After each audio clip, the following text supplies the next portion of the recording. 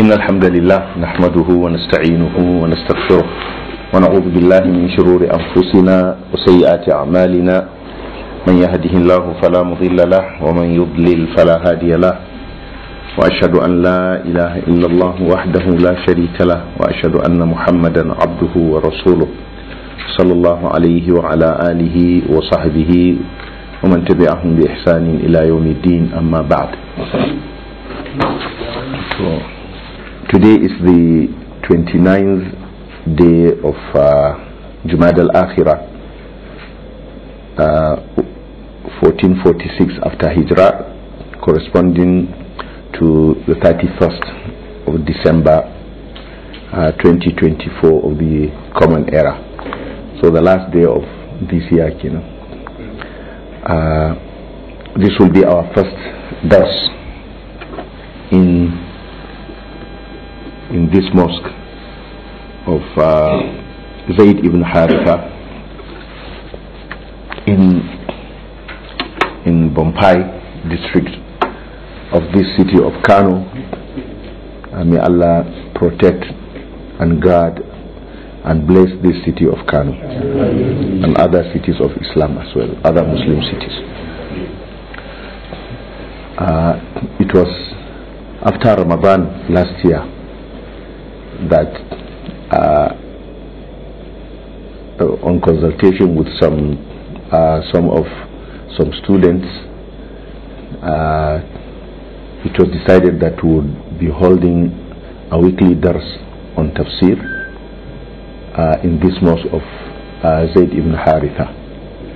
But as Allah has decreed, we've been unable to start till now. How many years? Almost 9. How many months? Almost 9 months. Yes, after Ramadan. The dars is going to be in the Tafsir of Al-Quran, and we are going to base it on the book of the Tafsir of Tashil fi Ulum Tanzil.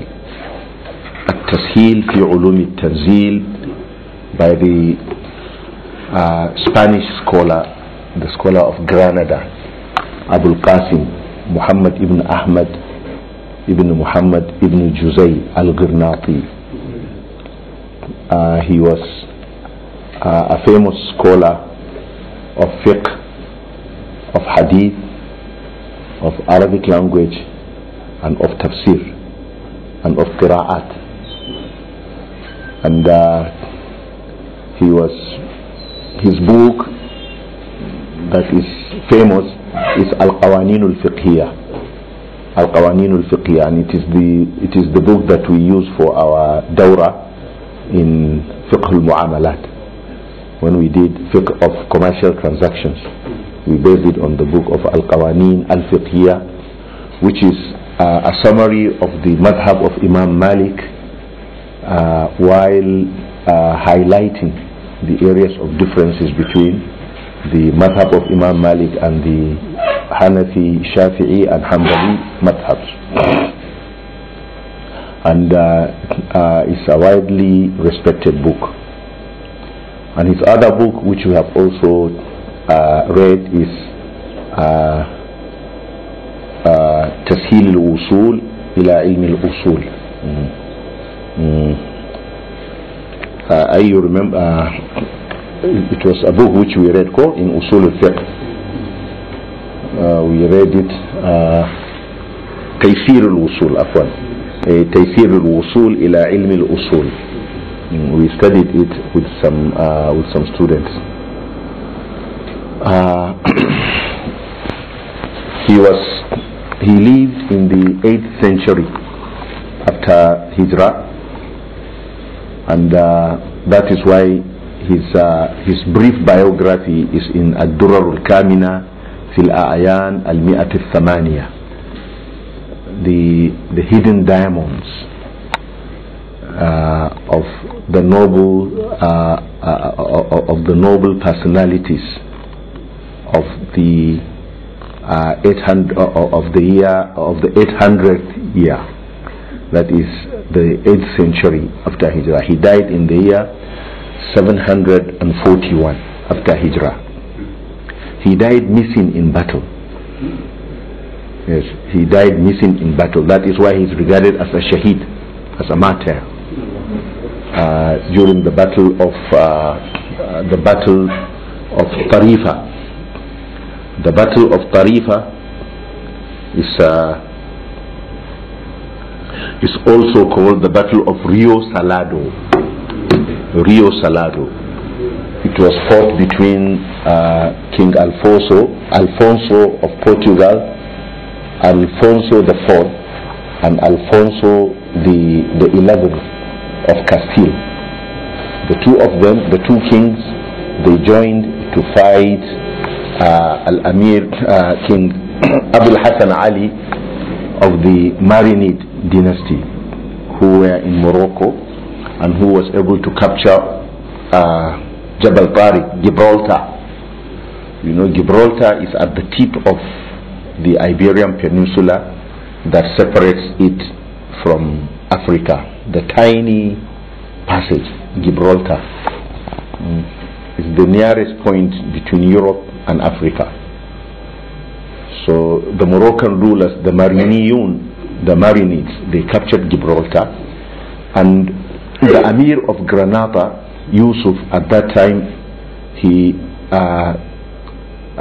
sought the help of the Mariniyun from Maghrib to come and help him against the Crusaders. At that time, you know, the Iberian Peninsula was about to fall to the Catholic kings,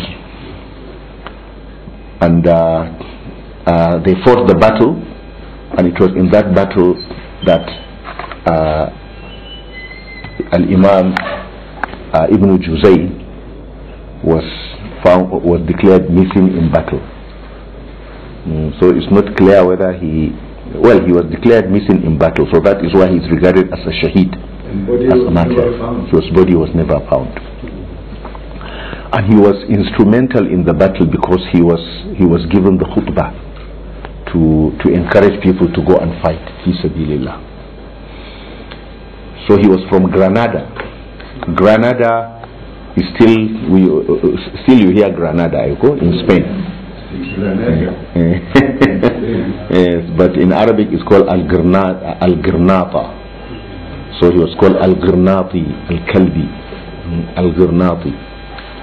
He's from there, even though he's from originally, he has Arabic roots. He's from the tribe of Kalb, which is an old Arabic tribe.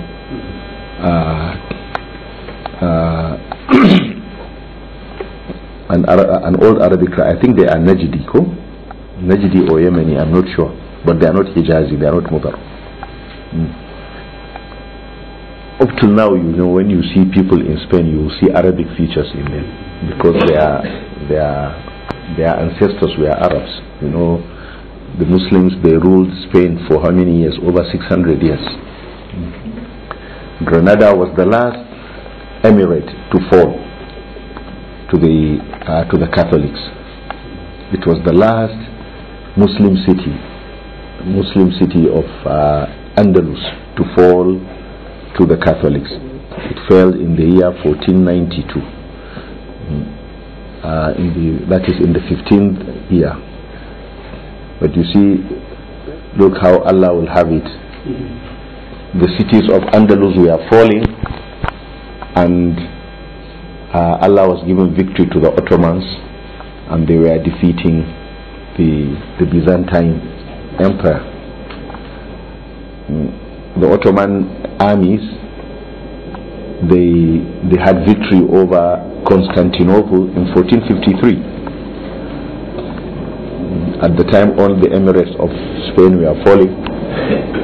They were the Muslims were having victory towards the east in Constantinople.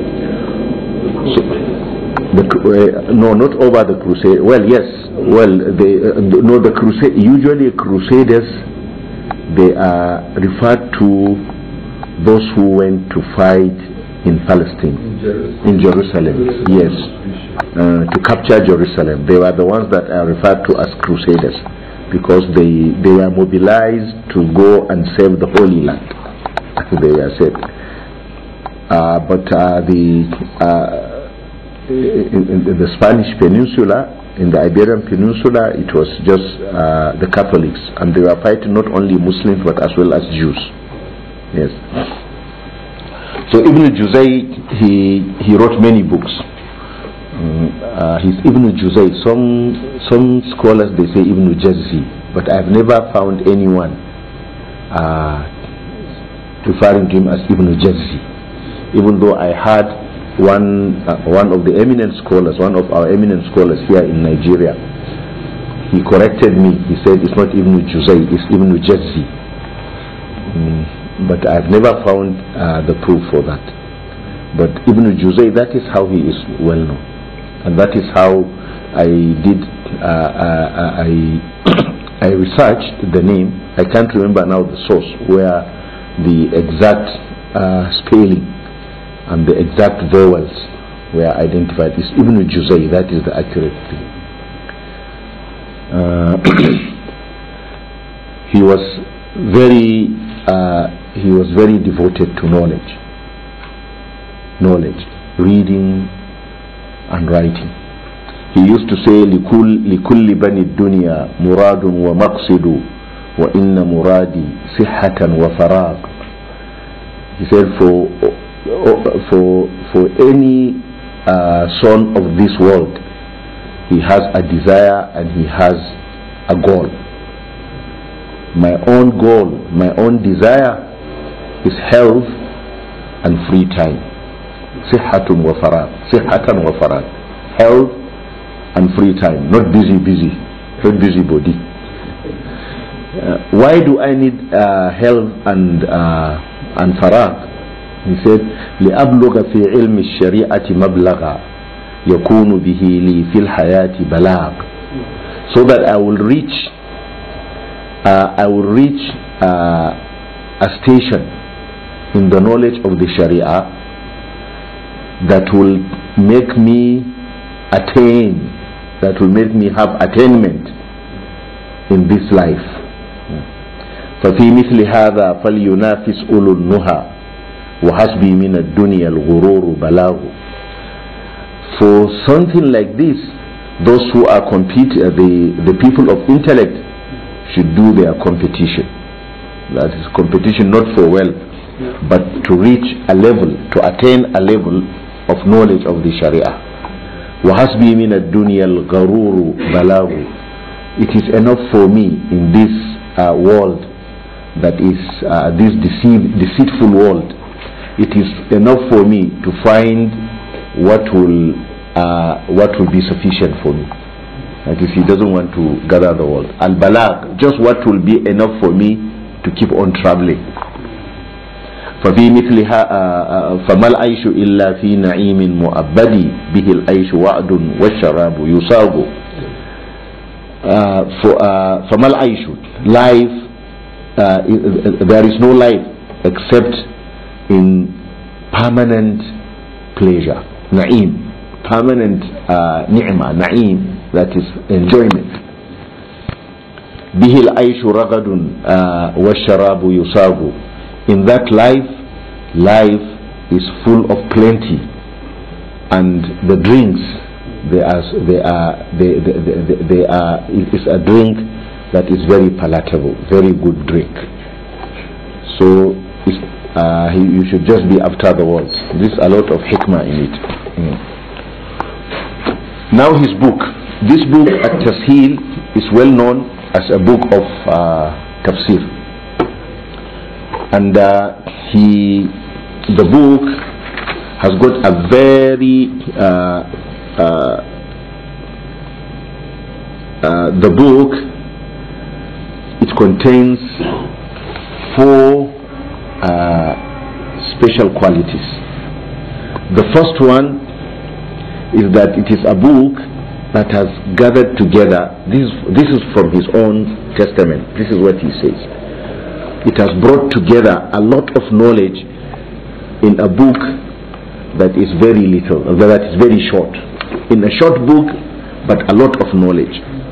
So that he will make it easy for students of knowledge And for all those who wish to have knowledge of tafsir, they will find it easy for them to attain a level of knowledge of tafsir, because it contains what the long books, the long volumes of books of tafsir has contained, but in a way, in a concise and summarized fashion. And many things that are regarded as extra, he has removed from the long books of tafsir and just maintained the very essential ones. There is no deficiency, and there is no superfluousness. It's not too. He doesn't go into so many things, and he doesn't make it too concise as to make it not understandable. The second feature of this book is that he has been able to extract and present very rare points of knowledge that is very hard for you to find in other books. And the third quality of this book is that the areas that are difficult to understand, he has made them very, very easy. And the last one is that he's been able to critically look at the statements of the ulama of tafsir. Whatever they say, it's not all that the ulama of tafsir they say is right. There is what is right and there is what is not right. So he has been able to sieve through to arrive at what is the nearest to what is correct. And he gave the book this name, Tashil li Ulum Tanzil. That is making Tashil, that is making it easy to attain the knowledges of Al-Quran.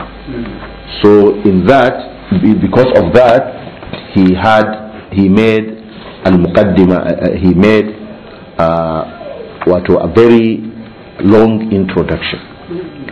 Very long introduction.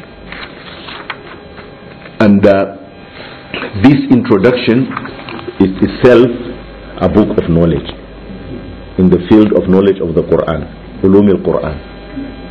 So it's like a subject of Ulum al-Quran, which he has made the introduction to this tafsir, or you could call it Ulum al-Tafsir, the knowledge of tafsir or knowledge of Quran.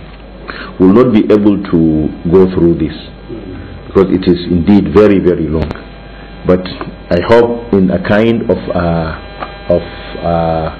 what we will call a workshop, or like we take some days in a week, when inshallah we'll have like 3-4 days, we'll just make a summary of this introduction and then present it. But what he presented in this introduction contains 12 chapters. The first chapter on the revelation of the Quran on the Prophet sallallahu alaihi wasallam, and he talked about how the Quran was revealed to the Prophet sallallahu alaihi wasallam and how it was committed to writing, and how the surahs were arranged together, the sequencing of the surahs, and then the names of the Quran, and also the development of the writing of the Quran. You know, in the beginning it was written without dots, without vowels, without harakat, and without dots. So Bismillah, there will not be the nukta of ba. Yes, the dots are not there. And Maliki, there will not be the alif. So that's why some Qur'an they recite it as Maliki, because it's written like that, Mim Lam Kaf. And even the kaf, it doesn't have that hamza that is there in the kaf. Now all this, who did it? It was done later. So he talked about this. Then the second chapter in the classification of the surahs of the Quran, between the Meccan surahs and the Medinan surahs. And then the third chapter on the types of knowledge that are contained in the Quran. What are the types of the categories of knowledge that are contained in the Quran, which is the Tawheed, prophethood, the day of judgment, or the next life, the afterlife. Then al-ahkam, rulings of ibadat and mu'amalat. And then al-wa'ad, that is glad tidings, al-wa'id, warnings. And then the stories of the Quran. And the stories of the Quran too, they are categorized into several types. Then the fourth chapter, the knowledges that are related to Al-Quran, to the Quran itself. And here he talked about the area of Tafsir, the subject of Tafsir. What does it mean? And then after Tafsir, part of the knowledges that are contained in the Quran, Tafsir is about the meanings of the Quran, of the ayahs of the Quran. Then there are Ahkamul Quran, the rulings of the Quran. This is also a field of knowledge. And that's why you have books of Tafsir that are called Ahkamul Quran, like Ahkamul Quran of Ibn al-Arabi and Ahkamul Quran of Al-Jassas. Then there is another area of knowledge is An-Nasakh, that is abrogation. Abrogation. Then he mentioned the areas of knowledge that the one who wants to become a mufassir is necessary for him to know. He mentions hadith, and he mentions knowledge of al-akhlaq. So he said at-tasawwuf, which is that is al-akhlaq, that is how to acquire good character and remove evil character from yourself. Then Tawheed, then Usul al-Fiqh, then knowledge of Arabic, the knowledge of Arabic grammar, knowledge of eloquence. And then he went on to Al-Bab al-Khamis, on what is the basis, why is it that the scholars of Tafsir, they differ among themselves. And he mentioned the areas of why they differed, and where they differ, how do you arrive at the strong opinion. When they differ, how do you know who is more correct than the other? What is called at-tarjih. And he mentions the principles that you have to follow in doing tafsir.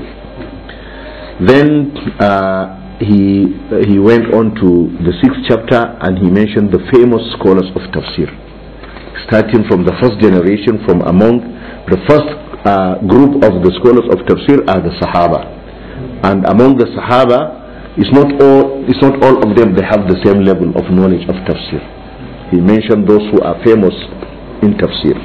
Then the second generation, the Tabi'un, and he mentioned the ones who are best in tafsir, like Al-Hasan al-Basri, Sa'id ibn Jubair, Mujahid, Mawla ibn Abbas, Alqama, Ikrima, Qatada, As-Suddi, Abdahak ibn Muzahim, Abu Saleh, and Abu al-Aliya. Then those who came after them, till he came to the people of Andalus and the west of the Muslim world, and he mentioned those who were famous in tafsir in that area.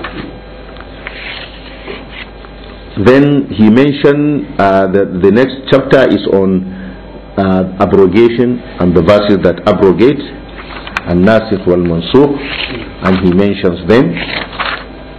And then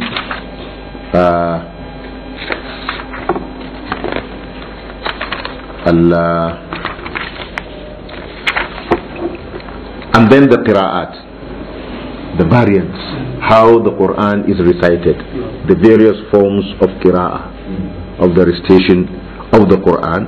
And he mentioned the 7 famous qurra, the 7 famous reciters of hadith, who are Nafi' al-Madani, Ibn Kathir al-Makki, Abu Amr ibn al-Ala of Basra, Ibn Amir of Syria, Asim wa Hamza wal-Kisai of Kufa, the Iraqis. Then the remaining 3, Yaqub al-Hadrami, Ibn Muhaysin, and Yazid ibn al-Qaqa. So after that he went on to speak about al-waqf, how to stop when you are reciting the Quran, then the eloquence of the Quran, what is there of the Quran of eloquence, and he mentioned the types of eloquence that are there in the Quran. Then the Ijazul Quran, the miracle of the Quran, that is chapter 11, and then chapter 12 on the excellence of the Quran, the excellence of the Quran, what has come about the excellence of the Quran. Then the second introduction is Tafsir Ma'ani al-Lugha.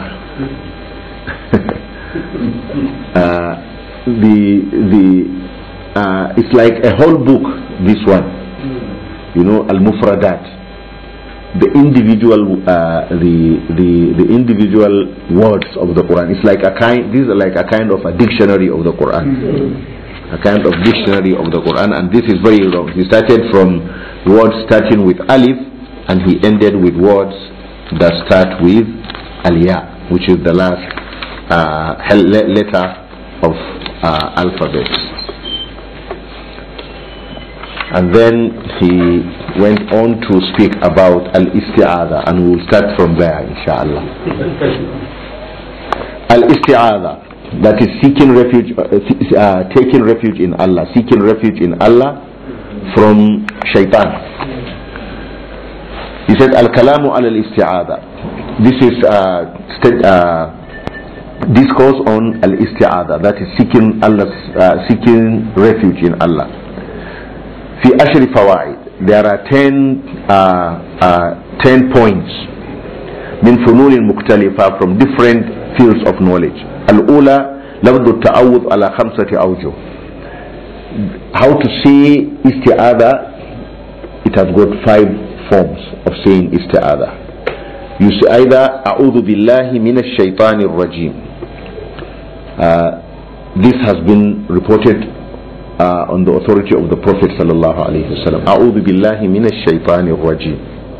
Said akhrajahu Abu Dawud. And then there is also, or you say, and this is what the Qur'an, the reciters of the Quran, this is the form they prefer. A'udhu billahi minash shaitanir rajim. That's why you find all the famous Qur'an, all the Qur'an that have got their recitation, this is how they say, A'udhu billahi minash shaitanir rajim. Isn't it the way? Because this is how they recited in front of their sheikh. And you know, qira'ah is, you don't just go and learn how to recite from the book. You have to go and recite in front of the sheikh, in front of the qari, and he will even give you ijazah. You have to recite the whole Quran with one of the variants. So all the Qur'an, when they come to open their recitation, they start with A'udhu billahi minash shaitanir rajim.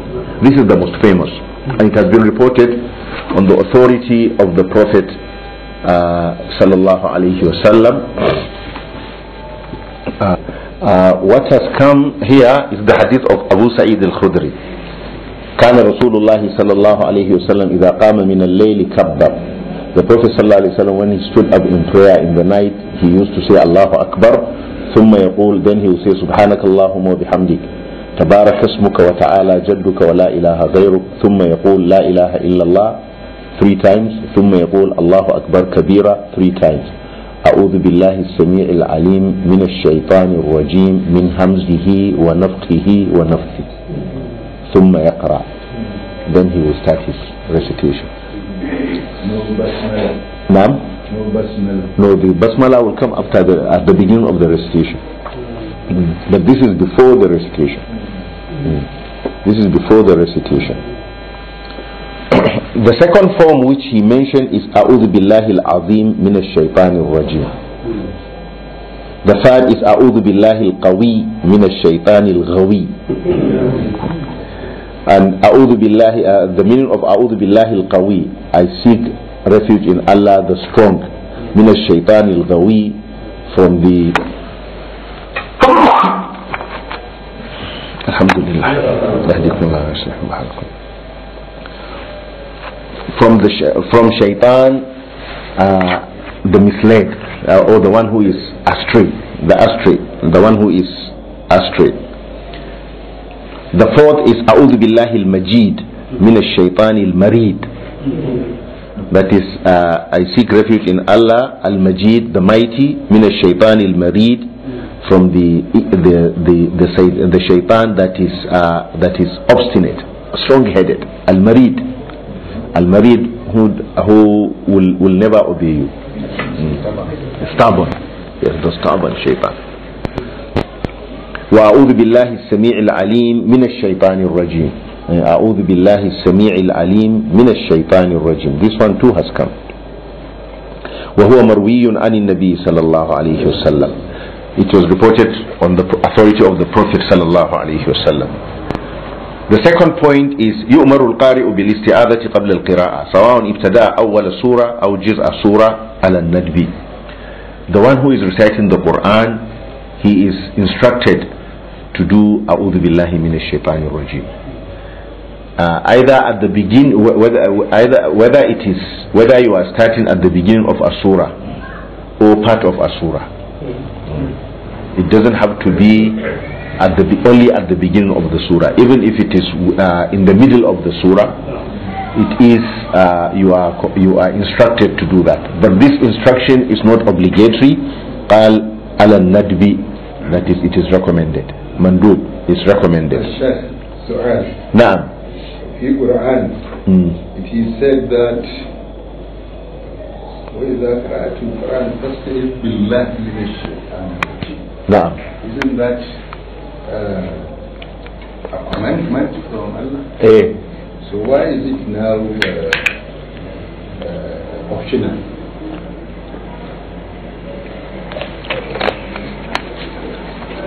نعم.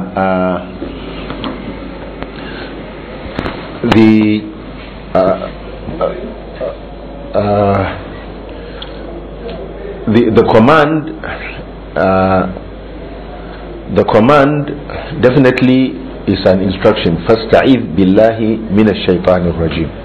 Seek refuge in Allah from the accursed shaitan. The Prophet sallallahu alaihi wasallam,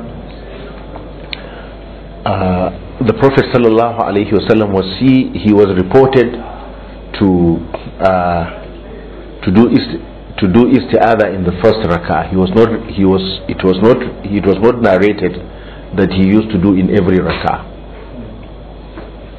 And every rak'ah has got recitation. Even though it is the opinion of Imam Shafi'i that you do isti'adha in every rak'ah, just as you do basmala. But the hadith that describe the opening of recitation of the Prophet sallallahu alaihi wasallam, he used to do at the first rak'ah. So that shows that doing it in the subsequent rak'ahs is not obligatory. And once you find something that has been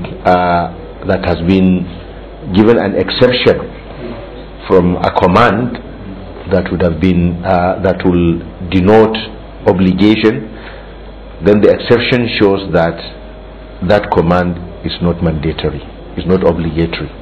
In other words, the Prophet sallallahu alaihi wasallam demonstrated in practical way the interpretation of the verse. And actually we did this in Tafsir of Surah An-Nahl, and I think inshallah after the dars I will check up to remember what Ibn Ashur mentioned regarding this. So here he mentioned 5 forms. Now there is the 6th form which he has not mentioned, which Sheikh Al-Albani mentioned in Sifatu Salatin Nabi, because in Sifatu Salatin Nabi Sheikh Nasiruddin Al-Albani rahmatullahi alayh, he said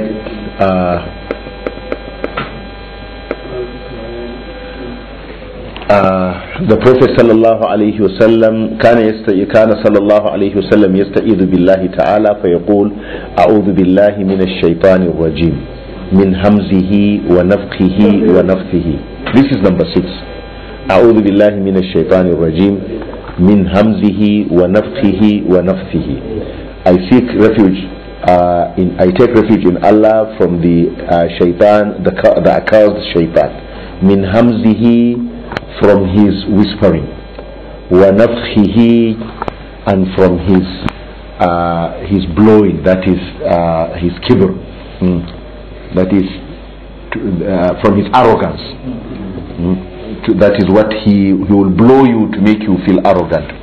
وَنَفْثِهِ, and from his an-nafath, which is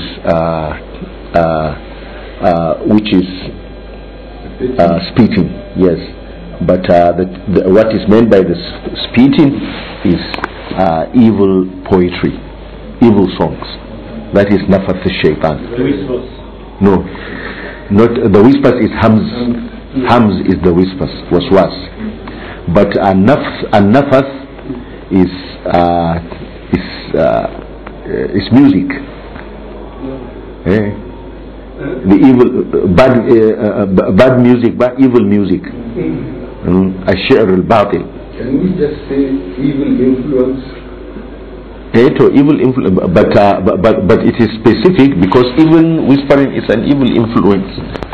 But here he means what he uses to, one of the tricks that he uses to turn people away from the right path is through music. So this is 6 core. Then number 7 is أعوذ بالله السميع العليم من الشيطان الرجيم من نفخه ونفثه وهمزه. So these are the 7 forms. الثالثة يجهر بالاستعاذة عند الجمهور. According to the majority of scholars, you say the istikhara aloud.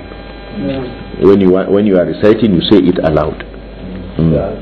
Now the isti'adha. What did I say? Isti'adha. Yes. وهو المختار, and this is what is preferred. وروي الإخفاء عن حمزة ونافع. Hamza al-Kufi and Nafi' al-Madani. It has been reported from them that you can say it silently. So you see here, Ibn Juzay is speaking from the point of view of the Qur'an, the reciters of the Qur'an. Yes, the reciters of the Qur'an. الرابعة لا يتعوذ في الصلاة عند مالك. According to Malik, you don't do at-ta'awudh, you don't do isti'adha in prayer. According to Malik, ويتعوذ في أول ركعة عند الشافعي وأبي حنيفة.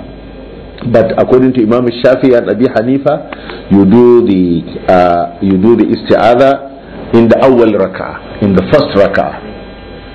وفي كل ركعة عند قوم, and in every rak'ah, according to some scholars whom he has not mentioned, but it is a riwayah with Imam Ahmad that you say it in every rak'ah. وَإِنْدَ قَوْمٍ, maybe he is referring to here. Let's see what Sheikh Nasir said. Okay, أعوذ بالله من الشيطان الرجيم only is in Marasil Abu Dawud. This is where he got it wrong. He is in the Marasil of Abu Dawud. Naam. وفهجة مالك عمل أهل المدينة. The reason, the proof for Malik, his basis is the practice in Medina. Amal Ahl al-Madina, the people of Medina, what he made the scholars were doing, they said doing A'udhu Billahi Minash Shaitanir Rajim should not be done inside the prayer. But we have clear hadith of the Prophet ﷺ. This is one of the areas where we are not with the madhab of Malik. Because there are clear hadith among whom the ones that I mentioned.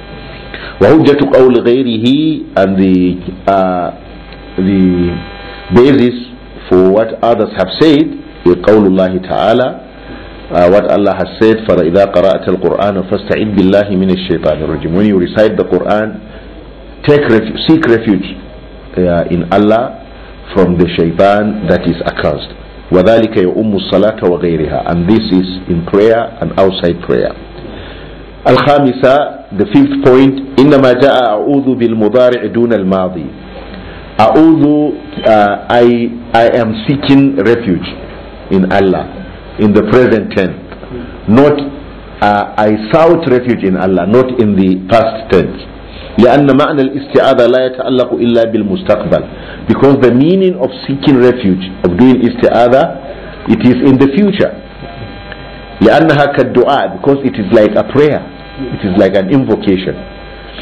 وإنما جاء بهمزة المتكلم وحده مشاكلة للأمر به, but it came with he said أعوذ, not نعوذ, singular, because in the Quran it says فاستعذ, you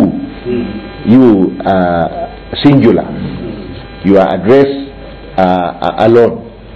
So that is why you say أعوذ بالله من الشيطان الرجيم, and you don't say نعوذ بالله من الشيطان الرجيم. That is because this is how it came in the Quran.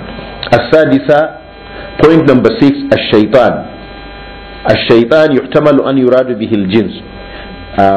It is possible that what is meant by الشيطان is the species of shayateen, anyone who is shaitan.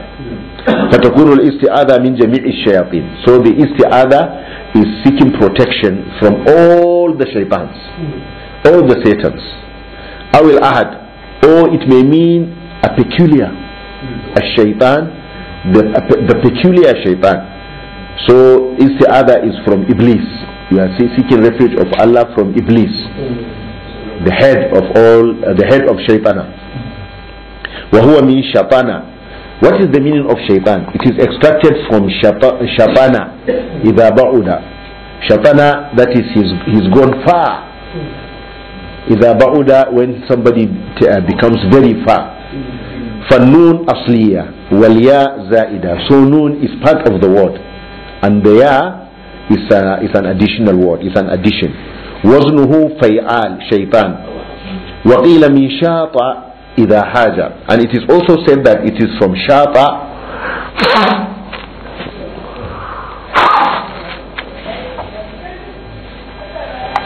Shata, when he al-hayajan is to violently shake, or is to violently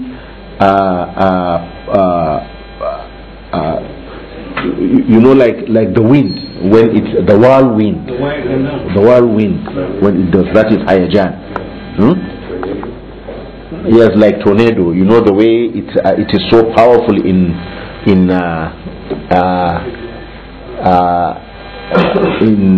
pushing. It's very, very powerful and dangerous.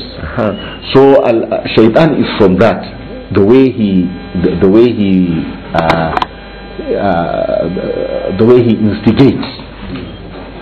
instigates you to become angry and to or when you or to have a strong desire for something, because he has that. So it is extracted from that word. When he is referred to as shaitan, meaning the one who is far is because he has been made far away from the mercy of Allah. Ar-Rajim, the meaning of Ar-Rajim, fa'il bima'na maf'ul. ويحتمل معنيين. There are two possible meanings. أن يكون بمعنى لعين وطريد, the accursed and the one who has been sent away, who has been sent away, at-tard, who has been turned away and sent away. وهذا يناسب إبليس, and this is definitely this conforms to the nature of Iblis. لقوله وجعلناها رجوما للشياطين, and we have made the stars, the heating rujuman, those that turn away the Satans. Oh, it's called rujuman, ar-rajim, the shooting stars. Allah has made the stars to turn away the shayateen. Wal awwalu adhar. Point number 8. Man ista'adha billahi sadiqan a'adahu. Whoever seeks refuge of Allah, whoever takes refuge in Allah truthfully, then Allah will give him refuge.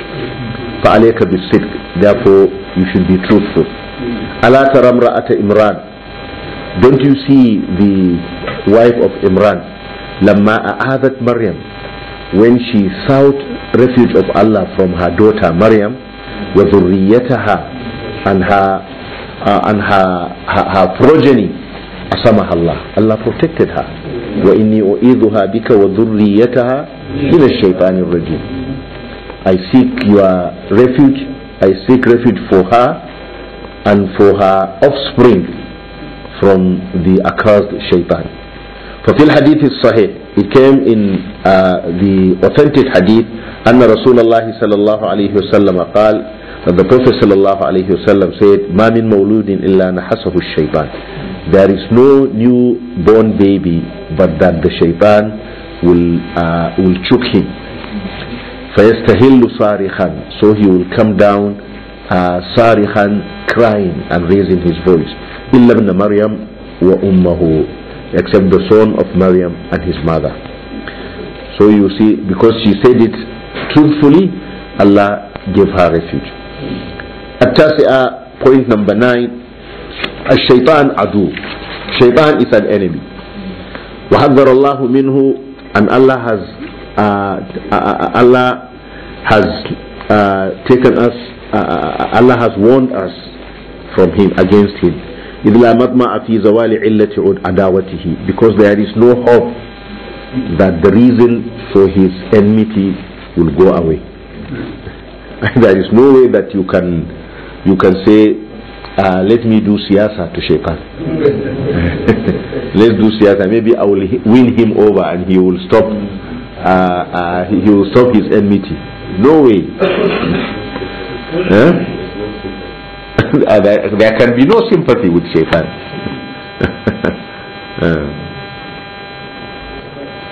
وهو يجري من ابن آدم مجرى الدم, and he flows in the body of the son of Adam just like blood flows, the flow of blood. He goes everywhere and so quick. فيأمره أولا بالكفر. In the beginning he will command him to do kufr, to reject Allah, to reject faith. ويشككه في الإيمان, and he will make him to have doubt in his iman, in his belief. فإن قدر عليه, if he finds control over him in that, if he has power over him, وإلا أمره بالمعاصي. If he finds power over him, he's able to make him a kafir, he's finished him. He'll just leave him. But if he is unable, then he will start commanding him with ma'asi, acts of sin against Allah. فإن أطاعه, if he obeys him, so that's what he wants. وإلا, but if he does not obey him, ثبطه عن الطاعة, he will make him he will make him very slow and very reluctant to obey Allah. When it is time for prayer, he will start getting excuses. He will start trying to find excuses. Or he will find the bed will become so warm and the sleep will be so nice. in the cold season, so that is at-tasbih. That is, he will make you heavy to go forth in obedience to Allah. فَإِنْ سَلِمَ مِنْ ذَلِكَ, if he escapes from all this, that is from kufr, from ma'asi, from at-tasbih and at-ta'ah, أَفْسَدَهَا عَلَيْهِ بِالرِّيَاءِ وَالْعُجُبِ, then he will destroy his ta'ah, his act of obedience, with riya, with show off, and ujub and conceit. And riya is to do it in front of people, so that people will praise you. So that people will praise you. It destroys ikhlas. And al-ujub is to feel that you are the one who is to give yourself, is to self-righteousness. You say, hey, you are this, you are that. You are, yes. There is no humility, and there is no feeling that la hawla wa la quwwata illa billah. You feel it is by your strength, and you feel you have done something, you have done a lot, you have accomplished. And there is this author of this slave of Allah that will be brought on the day of judgment, and Allah will say, put my slave in paradise because of my favor and my mercy. And you say, Allah, not because of my ibadah, not because of my ibadah, all that I did, because he was a very devoted person, so he felt his ibadah deserves for him to enter paradise, not the favor of Allah. And then Allah will say, okay, weigh for him, weigh the deeds that he has done. Then it will be weighed, and then Allah will tell the angels to weigh the favor of Allah on him for breathing air only. And then it will outweigh his deeds. And Allah will say, put my slave in hellfire because of his deeds, on account of his deeds. It's rahama. But you see, you enter paradise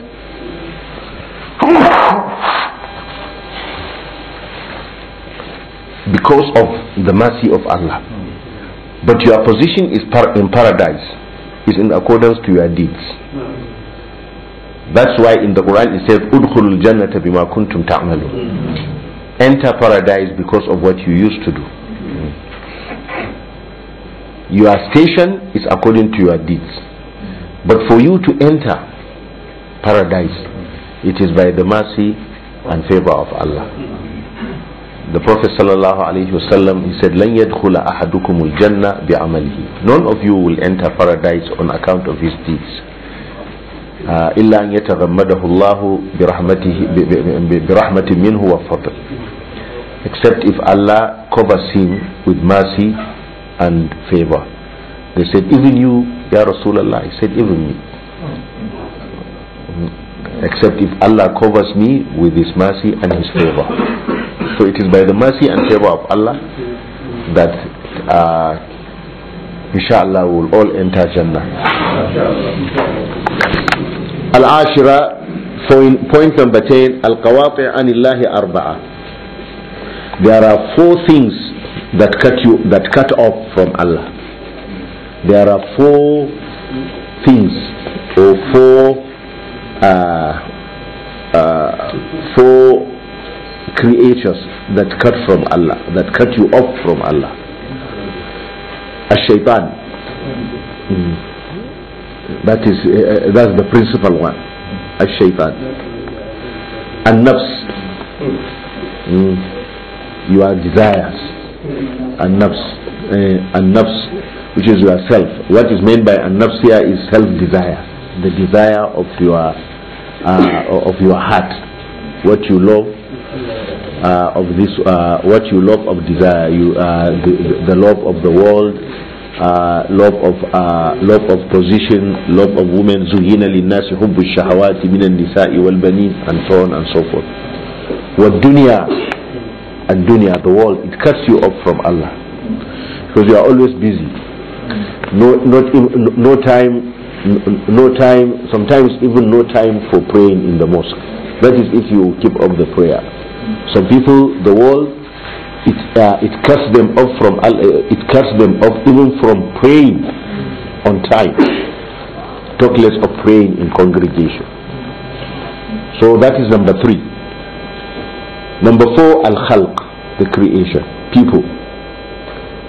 But it's called al-khalq because it's not only people, but there are non-human beings that cut you off from Allah. Like what?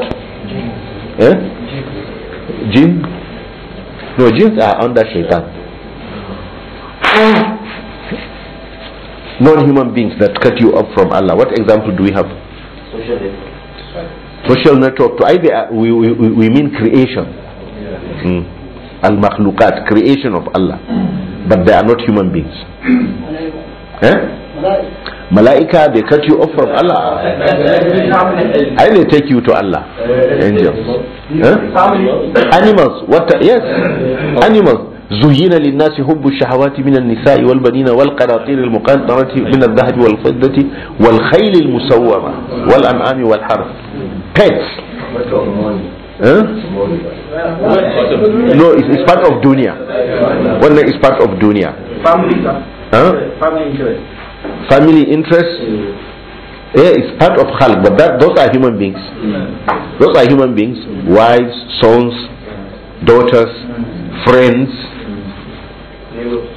neighbors. Yes, they can be brothers and sisters. Colleagues at work. Party people. You are in the same party together.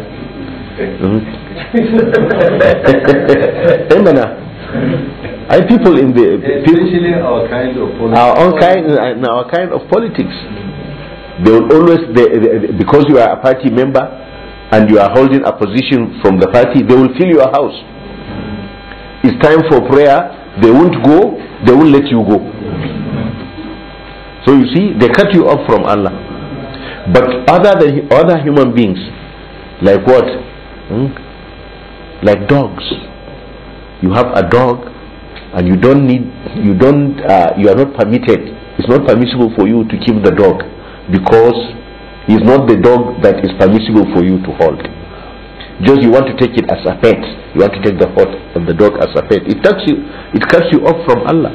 Because the Prophet ﷺ says, whoever holds a dog that is not permitted for him to keep, then every day a sizable portion of the reward of his deeds will be cancelled for him. A sizable amount. But if it is permissible for you to hold, then that is not a pet. Like for it to guard your house, to guard your farmhouse, to accompany your sheep and your cows when you are rearing them, or for hunting, to use it to hunt. These are not pets. But to keep it as a pet, people who are into dogs, they sleep with the dog. Sometimes when the dog dies, they are taken to hospital. They suffer mental breakdown. They get attached to the dog more than they get attached to people. So these are all things that cut you off from Allah. But if not a dog, cats too, they are pets, but they are permissible for you to hold. But can cats can they cut you off from Allah? They don't have that. Dogs do, but Cuts, no. Yeah. They will not cut you off from Allah. Hardly. Hardly. The attachment is different. So they will not be part of this. They will not be part of the creations that will cut you off from Allah. In what way? So if they are not, because you see there is barakah, because the Prophet ﷺ, he declared, he said, إِنَّهَا مِنَ الطَّوَّافِينَ عَلَيْكُمْ وَالطَّوَّافَاتِ. They are among the animals that come into you and go out and cycle around you. That they are your pets. فَإِلَاجُ الشَّيْطَانِ. Now how do you deal with these four elements that cut you off from Allah? He said, فَإِلَاجُ الشَّيْطَانِ. The solution for shaitan, al-isti'adha wal-mukhalafatu lahu. Taking refuge in Allah and disobeying Him. Wal-mukhalafa. Disobeying Him. That is why in the Quran, Allah keeps repeating to us, إِنَّهُ لَكُمْ عَدُوٌ مُبِينٌ. He is indeed an open enemy to you. فَاتَّخِذُوهُ عَدُوًا. He is an enemy, then hold him as an enemy. So which means, will you obey your enemy? No, you don't. So the solution for shaitan not to cut you from Allah is two things. Seek Allah's refuge from him. Do isti'adha. إِنَّ الَّذِينَ اتَّقَوْا إِذَا مَسَّهُمْ طَائِفٌ مِّنَ الشَّيْطَانِ تَذَكَّرُوا. Tadhakkaru, that is, they remember. Because the thing about shaitan is that the moment you mention the name of Allah, he will hide. Even when he's doing waswas. You can't see him when he's instructing you, when he's doing waswas. But the moment you mention Allah, you remember Allah, he will lie low. Then when you forget, he will come back. So that is one thing. Al-isti'adha, which is part of dhikr. And then al-mukhalafa, that is disobeying him. And how do you disobey him? How do you disobey him?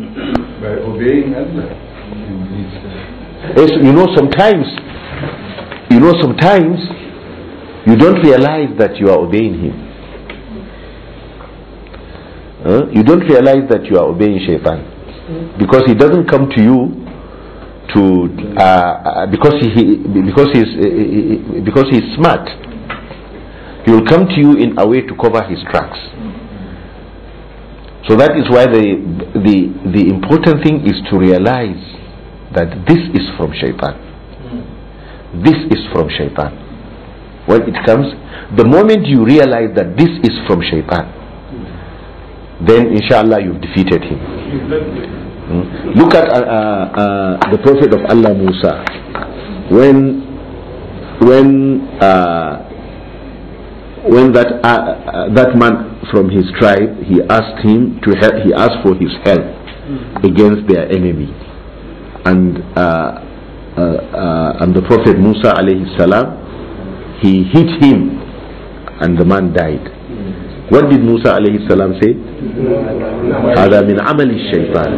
This is from shaitan. إنه عدو مضل مبين. Immediately he realized, he said, this is from shaitan. This is from shaitan. That is why also, the mention of shaitan should be frequent on our tongues. You say that what the meaning, or what I mean by this is anything evil immediately connected with shaitan. Anything evil connected with shaitan. Yes, like don't say I have forgotten. Shaitan made me forget.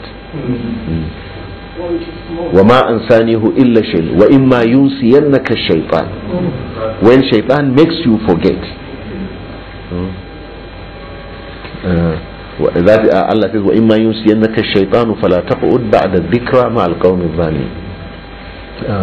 If shaitan makes you forget, then don't continue sitting down with the people that are wrongdoers. And is it wrong to say Allah has made me forget? No, you say shaitan. Yes, don't attribute to Allah what is bad. But you attribute all evil to shaitan. So that will help you in disobeying him. وَعِلَاجُ النَّفْسِ, and the cure for your desires, the cure for what your heart wants, what yourself wants, is bilqahar. You overpower yourself. That is, be in control. Be in control. So that you don't just, you don't act impulsively. Don't act impulsively with your nafs. Al-qahr, that is, take control. Wa ilaj dunya, the cure of the world, be zuhud, by doing without. Take little and do without much. Do without. How do you do without the world? That is, you don't go after the pomp and glory of the world. Wa ilajul khalq, and the cure, the solution for the creation, bil inqibab, by restraining yourself from mingling. Wal uzla, and turning away. Al uzla, that is, you not boycott, solitary, you confine yourself, confinement, that is, avoid mingling with people. So you only mingle with people to the level that is part of the Sharia, to attend the prayers, to attend majalis al-ilm, majalis al-dhikr, because that one is not that kind of intermingling. So which means you have to be very careful in going to playground, in going to restaurants. You go with family, so that they have a good time. Yes. 1 hour 10 minutes now. Okay. So we'll stop here. I have a small question. Now. By his creation, Now. no one can confront Shaitan Hey. and say, let me confront him and deal with him. That is why we are taught this Isti'adha, yes. Even prophets are also taught to seek Allah's refuge Now. against the evil. Now. There is no cure other than Isti'adha, now. May Allah guide us. I mean, but the prophets are protected because of Isma. They are protected. He doesn't have power over them. And those who follow the footsteps of the prophets too, because Allah has said, Inna ibadi laysa laka alayhim sultan.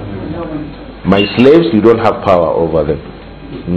You don't have power over them. So Shaitan will not have power over the who are those that Shaitan will not have power over them? Huh? Who are the ones? Who are those ibad? Huh? From the Quran, how do we know those that Shaitan will not have power over them? Illa ibadaka minhumul mukhlasin. That is one. No, from among people. Angels, he doesn't have. Yeah, Isa. He can't. Now, who are the awliya Allah? The Quran is specific about them.